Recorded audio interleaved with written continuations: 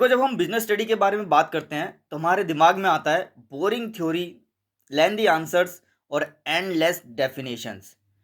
But क्या आपको पता है class 12th BST is not just a subject, it's a manual for real life business. और अगर स्मार्ट स्ट्रेटजी से पढ़ा जाए तो ये सब्जेक्ट बना देते हैं टॉपर। तो चलिए आज की वीडियो में हम बीएसटी का फुल सिलेबस करेंगे ब्रेक डाउन, लेकिन स्मार्ट कॉमर्स स्टाइल में, जहां मिलेगी क्लैरिटी, टिप्स और बोर्ड एग्जाम के लिए सीक्रेट ट्रिक्स। तो देखा जाए तो क्लास 12 बीएसटी दो पार्ट्स में डिवाइड है, part A and part B. Part A is principle and function of management जो कि 50 मार्क्स कवर करता है, and part B business finance and marketing जो कि 30 मार्क्स कवर करता है, और लास्ट में एक छोटा but powerful section project work जो कि 20 मार्क्स कवर करता है। टोटल आपका 100 मार्क्स। चलिए अब हर पार्ट का बिजनेस वाला एनालिसिस करते हैं। तो सबसे पहले बात कर लेते हैं पार्ट ए के बारे में, जिसमें principle and function of management को समझेंगे। यहाँ पर हम nature and significance of management, principle of management, business environment, ये तीनों ही कवर करते हैं 16 मार्क्स। उसके बाद आ जाता है प्लानिंग, ऑर्गेनाइजिंग, ये दोनों 14 मार्क्स कवर करते हैं। प्लानिंग आपका सबसे पहला प्रोसेस होता है किसी भी बिजनेस को शुरू करने के लिए।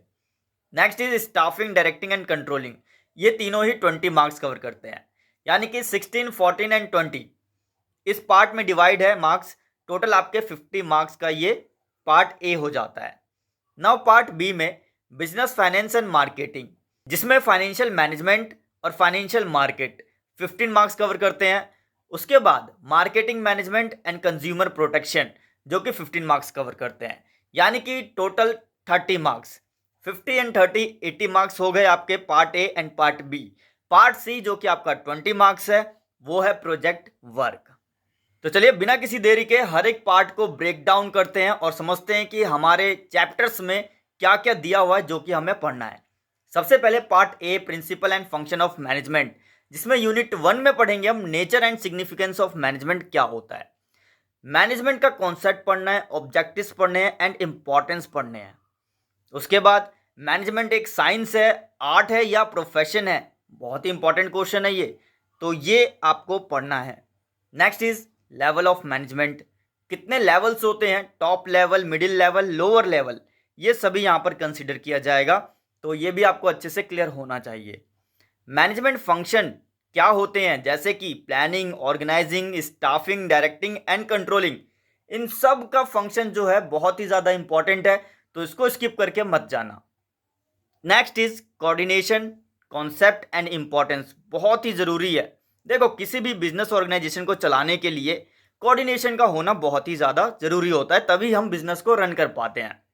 नेक्स्ट यूनिट 2, जिसमें प्रिंसिपल ऑफ मैनेजमेंट को पढ़ेंगे। कॉन्सेप्ट एंड सिग्निफिकेंस बहुत ही ज़्यादा इंपॉर्टेंट है। उसके बाद फ्यूल के प्रिंसिपल्स हैं मैनेजमेंट को लेकर, उसके बारे में डिस्कस किया जाएगा यहाँ पर।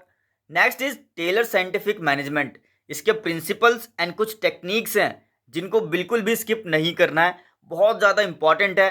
फ्यूल एंड टेलर के किसी ना किसी टॉपिक पर क्वेश्चन बन जाता है। चलिए यूनिट 3 पर आते हैं, बिजनेस एनवायरनमेंट। अगर आपका बिजनेस एनवायरनमेंट अच्छा है तो आपको काम करने में बहुत अच्छा लगेगा। तो बिजनेस एनवायरनमेंट के कॉन्सेप्ट और उसके इंपॉर्टेंस को यहाँ पर जानेंगे, और क्या हमें बिजनेस एनवायरनमेंट में इम्प्रूवमेंट करनी चाहिए ये भी हम अच्छे से समझेंगे। Next is dimension of business environment, economy हो, चाहे सोशल हो, चाहे टेक्नोलॉजी हो, चाहे पॉलिटिकल एंड लीगल हो, ये सारे ही हम कवर करने वाले हैं इस बिजनेस एनवायरनमेंट में। Okay, next is demonetisation. Demonetisation का तो बहुत ही अच्छा कॉन्सेप्ट बन जाता है, इस पर आप प्रोजेक्ट वर्क भी बना सकते हो। इसके कॉन्सेप्ट को और फीचर्स को हम समझेंगे। Next unit 4 which is planning. तो सबसे पहले मैंने आपको बताया था कि बिजनेस को स्टार्ट करने से पहले प्लानिंग की जाती है, तो इसके कॉन्सेप्ट को, इंपॉर्टेंस क्या है और लिमिटेशंस क्या है, इन सबको यहाँ समझेंगे। प्लानिंग प्रोसेस के बारे में समझेंगे step by step. Next single use and standing plans में क्या डिफरेंस है ये भी यहाँ पर जानेंगे। क्या ऑब्जेक्टिव्स होते हैं, स्ट्रेटजी कैसी होती है, policies, procedure, methods, rule, budget and programme, इन सब को कवर करने वाले हैं। देखो आप बिजनेस रन कर रहे हो तो ये सब तो करना पड़ेगा। Next unit 5 which is organising.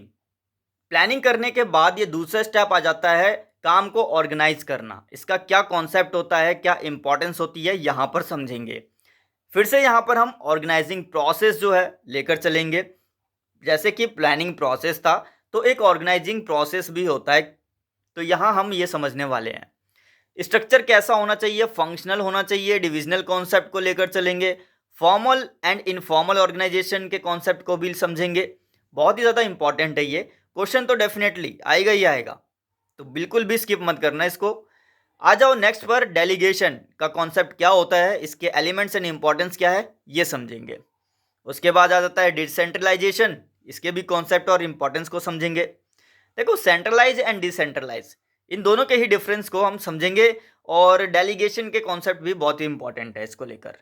Next आ जाइए यूनिट 6, जो कि है स्टाफिंग। अब स्टाफ के बिना तो बिजनेस कोई रन ही नहीं कर पाएगा, तो स्टाफिंग करना जरूरी है।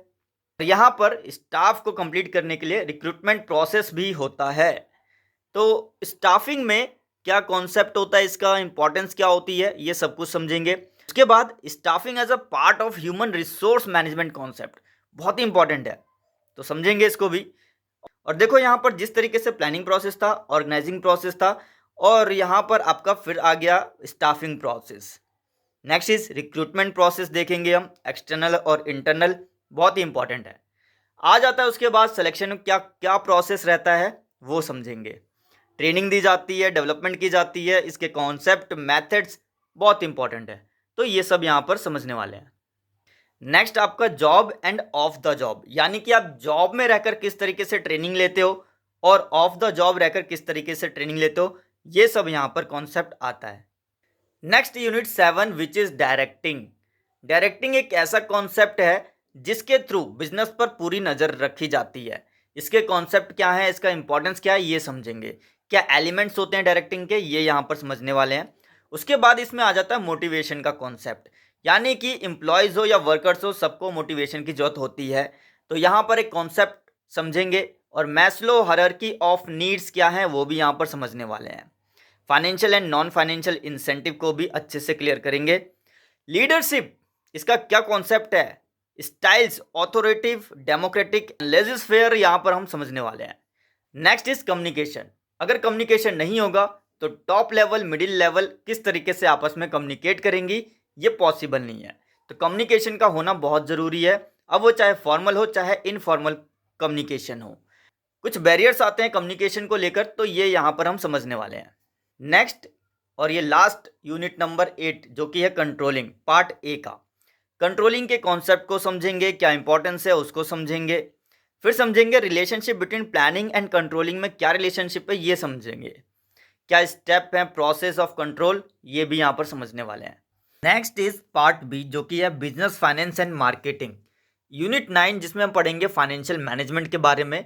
देखो, कोई भी बिजनेस रन करने के लिए फाइनेंशियल रिसोर्सेज का मैनेजमेंट करना बहुत ज़रूरी है।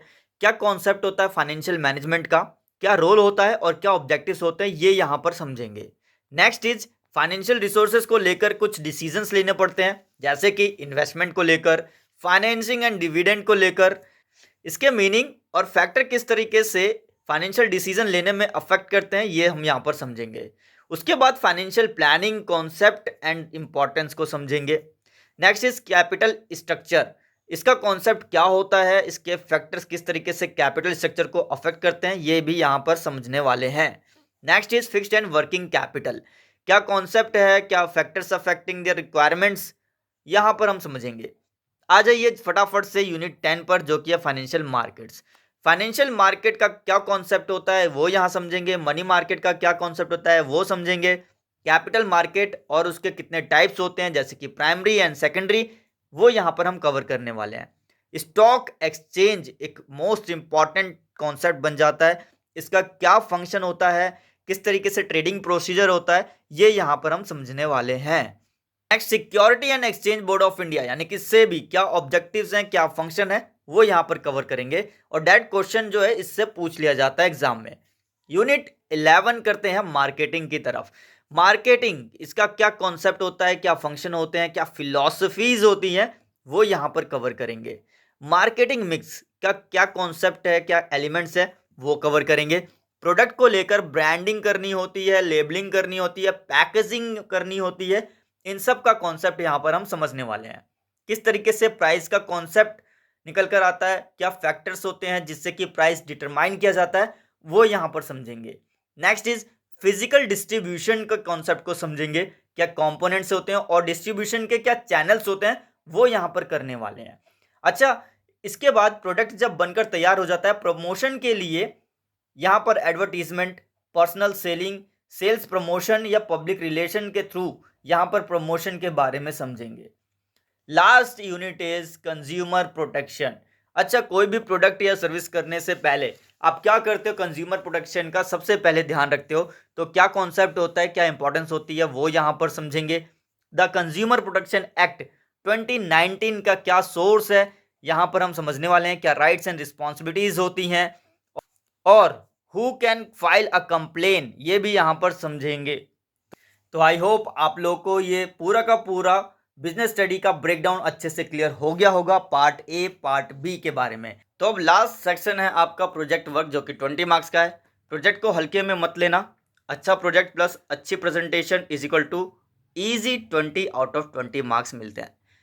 इसमें आपको कुछ बेस्ट टॉपिक्स बता देता हूँ, जैसे कि मार्केटिंग प्रोजेक्ट, इसमें 4 P's क्या होते हैं उनको ले लो। उसके बाद स्टॉक एक्सचेंज के बारे में कर सकते हो आप। Principal of management in real life क्या है, उसके बारे में भी आप प्रोजेक्ट को बना सकते हो।